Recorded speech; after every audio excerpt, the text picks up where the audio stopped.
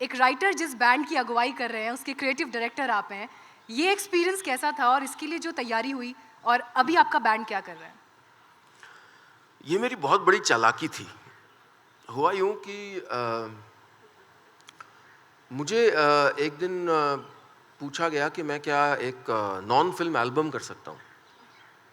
और आप सब लोग चूँकि पायरेसी कर कर के चुराते रहे संगीत, इसलिए नॉन फ़िल्म इंडस्ट्री तो बंद हो गई है।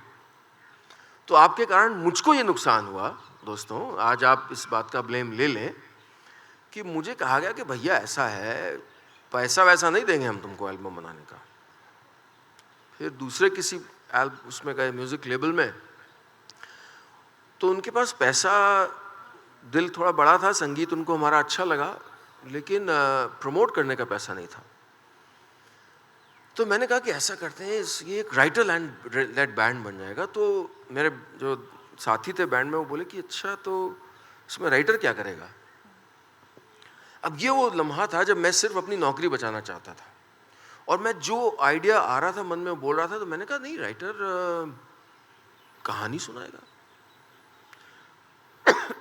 जीवन जीवन को बदल देने वाले लम्हे होते हैं ना, वो इसी रूप में आते हैं। वो एक लम्हा था जब मैंने इत्तेफाक से, सिर्फ बिना सोचे, मैंने कहा राइटर कहानी सुनाएगा।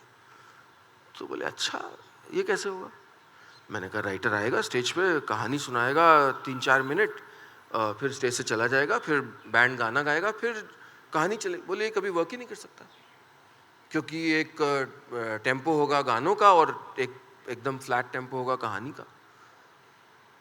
लेकिन मेरा हमेशा ये मानना रहा है कि अगर कुछ भी जीवन में नया करना है तो फ्रंट फुट पे करना चाहिए।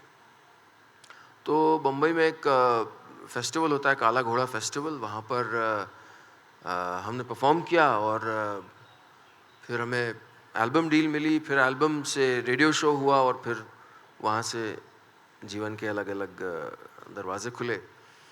तो वो बैंड तो अब नहीं है, क्योंकि सब इतने मशहूर हो गए। मैं, शिल्पा राव और जो म्यूजिशियंस थे वो बड़े बड़े दिग्गजों के साथ, रहमान साहब के साथ, शंकर सानलॉय, सबके साथ परफॉर्म करते रहे मेरे कॉलीग्स। तो उन सबका एक साथ समय मिलाना बहुत इम्पॉसिबल था। तो अब मैं एक बहुत छोटा, मेरा जो बैंड है, कॉम्पैक्ट बैंड है, उसके साथ परफॉर्म करता हूँ, और लाइव कहानियाँ भी सुनाता हूँ, और अपने लिखे गाने भी गाता हूँ, क्योंकि मैं बहुत काबिल बाथरूम सिंगर हूँ।